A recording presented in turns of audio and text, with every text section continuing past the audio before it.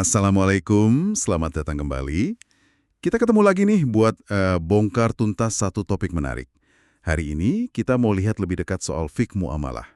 Gampangnya sih ini kayak apa ya? Aturan main etika sama hukum buat transaksi bisnis dan keuangan dalam Islam. Sumber kita kali ini lumayan lengkap. Ada transkrip video ceramah pengantar fiqh muamalah dari YouTube Azharuddin Latif Education, sama dokumen PDF pendukungnya juga. Jadi, misi kita hari ini, coba pahami fondasi atau dasar dari bisnis syariah. Kenapa ini penting buat Anda? Ya lihat aja sekeliling kita, ekonomi dan keuangan syariah di Indonesia kan lagi kencang banget ya tumbuhnya. Nah, pertanyaannya, gimana sih ajaran Islam yang luas ini nyambungnya sama aktivitas ekonomi kita sehari-hari? Mulai dari ya jajan sampai investasi gitu. Mari kita bedah bareng-bareng deh. Katanya ilmu ini umurnya udah 15 abad loh, sejak zaman Nabi Muhammad. Wah, lama juga ya. Yang bikin penasaran gimana konsep yang udah tua ini bisa tetap relevan dan dipakai buat ngatur hal-hal modern kayak perbankan digital, fintech, pinjol, syariah, sampai pasar modal. Menarik nih. Oke, kita mulai dari yang paling dasar dulu kali ya. Sebenarnya si muamalah ini posisinya di mana sih dalam peta besar ajaran Islam? Kadang kita dengar banyak istilah, jadi agak bingung ya. Betul-betul. Biar nggak bingung, kita lihat gambaran besarnya dulu ya. Sumber kita ngejelasin, kalau ajaran Islam atau syariah dalam arti luas, itu punya 3 pilar utama gitu. Pertama, ada akidah. Ini soal keyakinan, iman kita. Kedua, akhlak. Ini soal moral, etika, budi pekerti lah. Nah, yang ketiga, amaliyah. Ini aspek perbuatan atau hukum praktisnya. Nah, ini yang sering disebut syariah dalam arti sempit. Oke, akidah, akhlak, amaliyah. Sip. Si amaliyah ini dibagi lagi jadi 2. Ada ibadah, ini hubungan kita langsung sama Allah, yang sifatnya vertikal. Ya contohnya sholat, puasa, haji gitu. Satunya lagi, nah ini dia, muamalah. Ini yang ngatur hubungan antar manusia, sifatnya horizontal. Ah, oke. Jadi ibadah itu vertikal, muamalah horizontal. Asa, hukum pidana, jinayah, hukum nikah, munakahat, sampai hukum waris mawaris. Tapi buat obrolan kita hari ini dan yang jadi dasar bisnis syariah, kita fokus ke satu bagian spesifik, muamalah maliyah.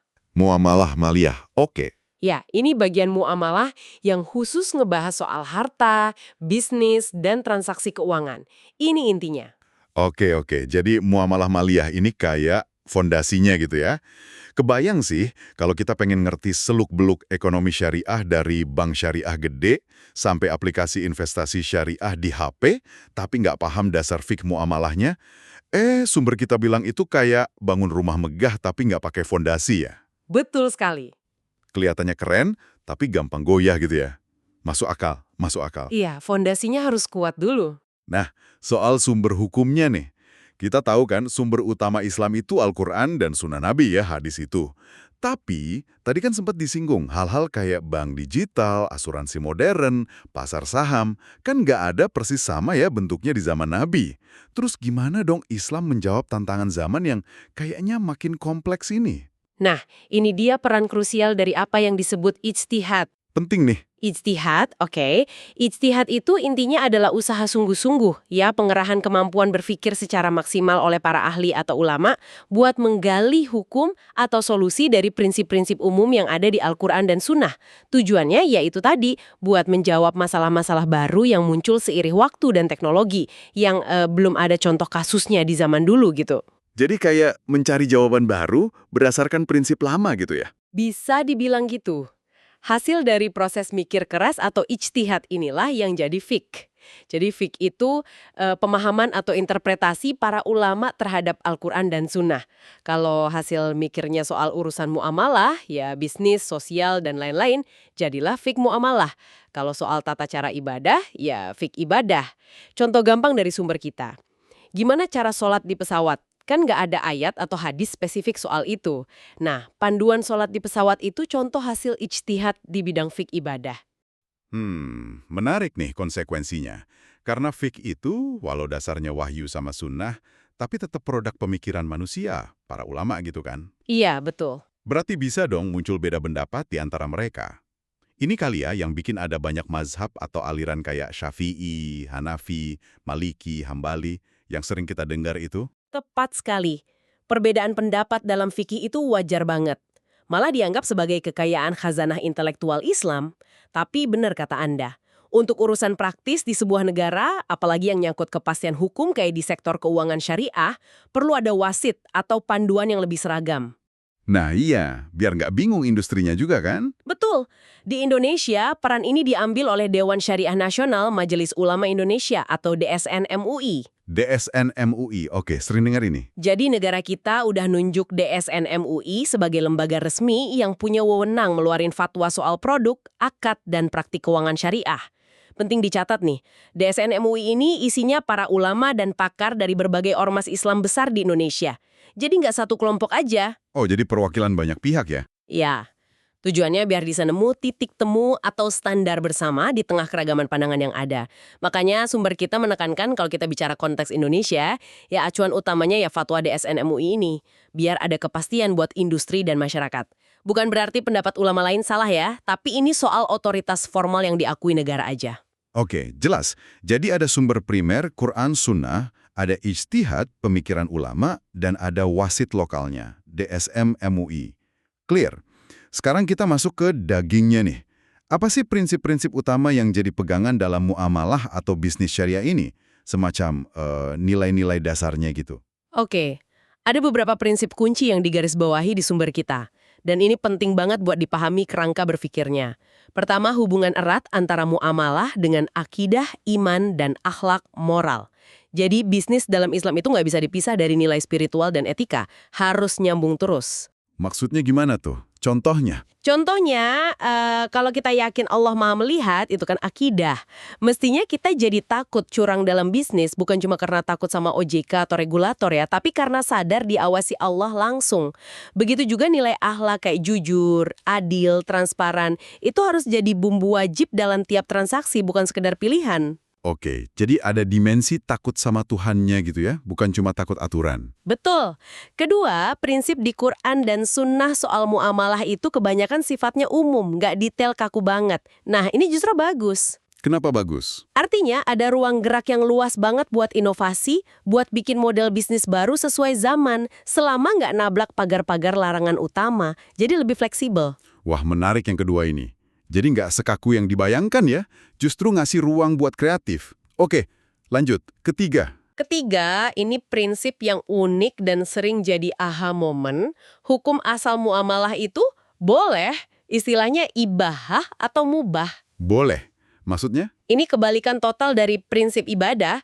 Kalau ibadah, hukum asalnya haram, kecuali ada perintah jelas. Makanya nggak bisa ngarang ibadah baru kan? Iya, iya. Tapi kalau muamalah, semua bentuk transaksi atau bisnis, itu pada dasarnya boleh, kecuali ada dalil yang jelas-jelas ngelarang. Oh. Jadi kita nggak perlu nyari ayat atau hadis buat ngebolehin jualan online atau bikin startup baru. Cukup pastikan aja nggak ada unsur terlarang di dalamnya. Fokusnya beda. Wah, ini penting banget. Mindsetnya jadi beda ya, jadi fokusnya bukan nyari pembolehan, tapi nyari ada larangan atau enggak. Oke, mantap. Keempat. Bawa kebaikan, manfaat, dan cegah kerusakan, mafsadah. Prinsip ini bikin sesuatu yang awalnya boleh, jadi bisa dilarang, kalau ternyata dampaknya lebih banyak buruknya, demi kebaikan yang lebih besar. Contohnya gimana tuh maslahah ini? Contoh di sumber bisnis video game. Main game kan aslinya boleh aja, mubah. Tapi kalau game tertentu terbukti bikin anak-anak rusak mentalnya, kecanduan parah, nah itu kan mafsadah, ya bisa aja dilarang lewat mekanisme sat-adariyah, alias menutup jalan keburukan demi maslahah generasi muda. Oke, jadi ada pertimbangan dampak sosialnya juga ya? Banget. Kelima, Islam itu mengakui dan bisa mengadopsi kebiasaan atau tradisi baik, urf, yang udah jalan di masyarakat, asal nggak bertentangan sama prinsip syariah. Maksudnya urf itu gimana? Ya tradisi, kebiasaan, setempat, atau zaman. Jadi Islam nggak anti sama hal baru atau tradisi lokal. Pakai QRIS buat bayar, belanja di marketplace itu kan urf zaman sekarang. Ya oke-oke aja. Yang dipermasalahkan kalau dalam praktiknya ada unsur haram, misal riba, tipu-tipu gitu. Bukan teknologinya atau kebiasaannya itu sendiri yang ditolak mentah-mentah. Jadi Islam itu adaptif juga ya sama perkembangan masyarakat selama intinya nggak bertabrakan. Poin bagus. Ada lagi? Ada lagi. Keenam, integrasi antara moral dan hukum. Maksudnya bisa jadi suatu transaksi itu sah secara aturan formal. Rukun syaratnya terpenuhi semua. Tapi secara etika atau moral kok rasanya kurang pas ya? Iya, kadang ada yang gitu ya. Nah, Islam dorong kesadaran moral ini nggak cuma patuh aturan tertulis aja. Harusnya kita perbaiki bisnis kita karena kesadaran dari dalam, bukan nunggu ditegur atau kena kasus dulu. Jadi ada self-control gitu ya. Oke. Ketujuh. Ketujuh, dalam muamalah itu ada norma yang tetap, absolut, dan ada yang fleksibel, bisa berubah. Yang absolut itu kayak jujur, adil, larangan riba. Itu harga mati, nggak bisa ditawar. Tapi banyak aturan teknis yang bisa disesuaikan sama kondisi zaman dan tempat. Tentu dengan panduan ulama dan otoritas. Sumber kita nyinggung contoh kemungkinan relaksasi aturan syariah oleh OJK pas kondisi darurat kayak pandemi. Demi kemaslahatan juga. Wah, fleksibel juga ya ternyata. Terakhir ke-8, menjaga keseimbangan antara kepentingan pribadi dan umum. Hak milik pribadi diakui, penting, tapi nggak absolut. Nggak boleh sampai ganggu atau rugiin orang banyak. Contoh lucunya di Sumber, nyetel karaoke di rumah itu hak pribadi. Tapi kalau volumenya kenceng banget sampai tetangga radius 2 km nggak bisa tidur, nah itu udah melanggar hak orang lain, mengganggu kepentingan umum. Iya. Keseimbangan ya kuncinya. Sip, 8 prinsip dasar yang jadi kompasnya udah kepegang nih. Jadi relevansinya buat kita di Indonesia sekarang ini tinggi banget. Lihat aja, ada bank syariah, pasar modal syariah, saham syariah, sukuk, reksadana syariah, asuransi syariah, tataful, lembaga ziswaf, zakat, infak, sodakoh, wakaf, sampai fintech syariah yang lagi nge-boom banget kan sekarang? Iya, banyak banget pilihannya sekarang. Nah, idealnya semua ini jalan di atas rel prinsip fikih muamalah yang kita obrolin tadi. Makanya peran regulator kayak OJK juga jadi penting buat ngawasin prakteknya di lapangan.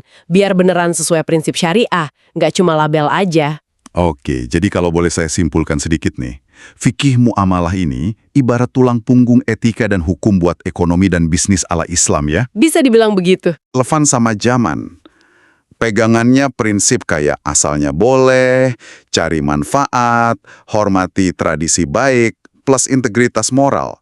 Tapi juga ada rambu merah yang jelas buat jaga keadilan dan hindarin mudarat atau kerusakan.